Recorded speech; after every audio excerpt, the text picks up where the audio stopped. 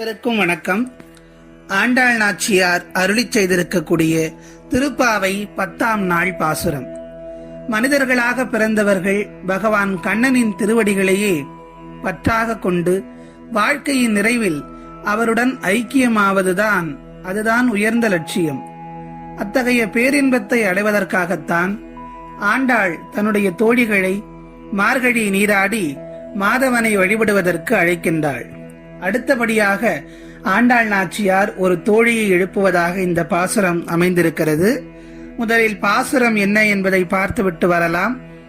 நோற்று ஸ்வர்க்கம் புகுகின்ற அம்மனாய் மாற்றமும் தாராரோ வாசல் திறவாதார் நாற்ற துழாய்முடி நாராயணன் நம்மால் போற்ற பறை தரும் புண்ணியனால் பண்டொரு நாள் கூற்றத்தின் வாய்வீழ்ந்த கும்பகர்ணனும் தோற்றும் உனக்கே பெருந்துயில்தான் தந்தானோ ஆற்ற அனந்தலுடையாய் அருங்கலமே தேற்றமாய் வந்து திரவேலோர் எம்பாவாய் என்பது ஆண்டாள் நாச்சியார் நமக்கு அருளிச் செய்திருக்கக்கூடிய 10ஆம் நாள் திருப்பாவை பாசுரம்.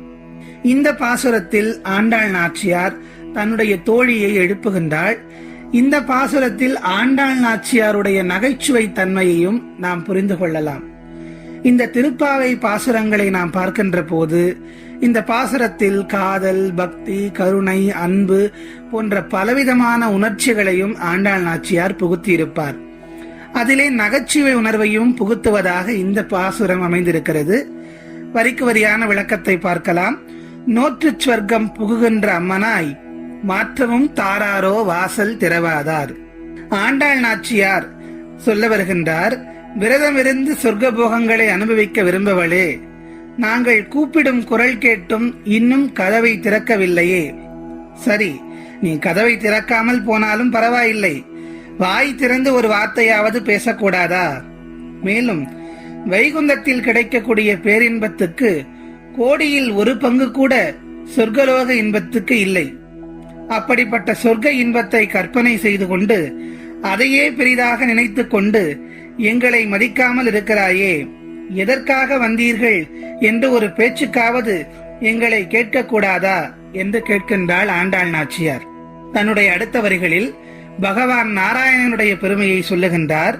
நாற்ற துழாய்முடி நாராயணன் நம்மால் போற்ற பறை தரும் புண்ணியனால். இந்த நாராயணர் இருக்கிறாரே, அவர் எப்படிப்பட்டவர்? நறுமணம் வீசக்கூடிய துளசியை தலையில் அணிந்தவர். அப்படிப்பட்ட நாராயணன் நாம் போற்றி பாடினால் அவன் நம் நோன்புக்குரிய பலனை உடனே தருவான், நமக்கு பறை தருவான்.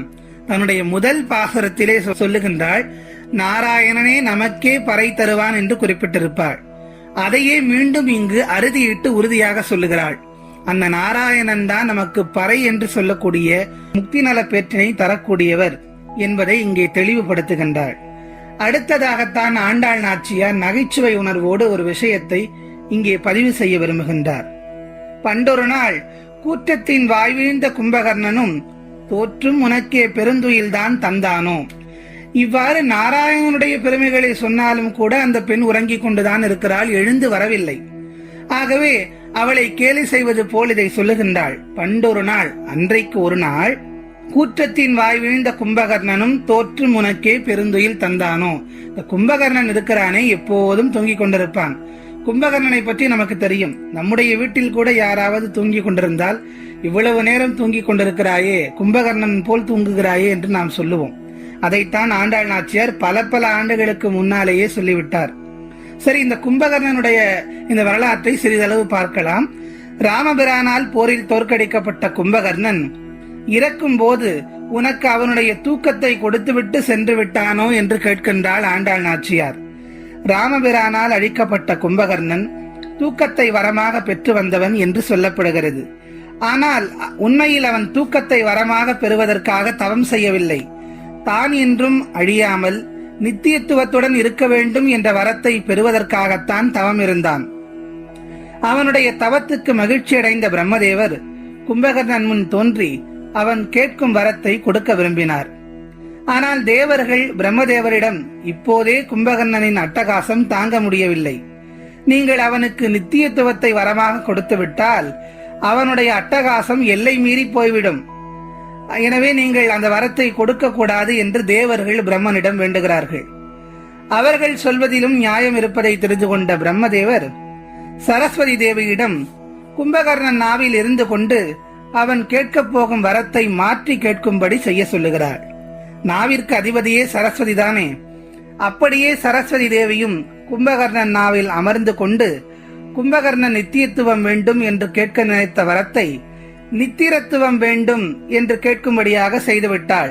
நித்திரை என்றால் தூக்கம், ஆகவே நித்திரத்துவம் வேண்டும் என்று கேட்கும்படியாக செய்துவிட்டாள்.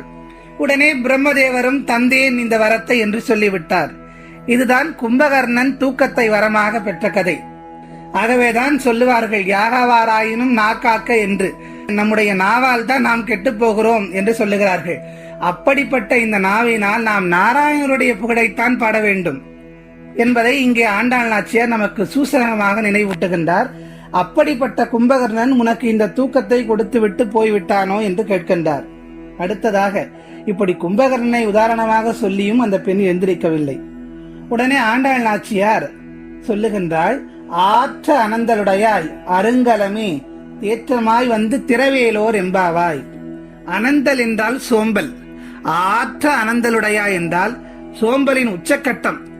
அப்படிப்பட்ட சோம்பலோடு தூங்கிக் கொண்டிருக்கின்றாயே, கிடைத்தற்கரிய அணிகலனே, எந்த தடுமாற்றமும் இல்லாமல் தேற்றமாய் வந்து கதவை திறந்து எங்களுடன் மார்கழி நீராடவா என்று ஆண்டாள் நாச்சியார் அந்த தோழி பெண்ணை எழுப்புவதாக நம்மை எல்லாம் பகவான் கிருஷ்ணரை வேண்டுவதற்காக அழைக்கின்றாள்.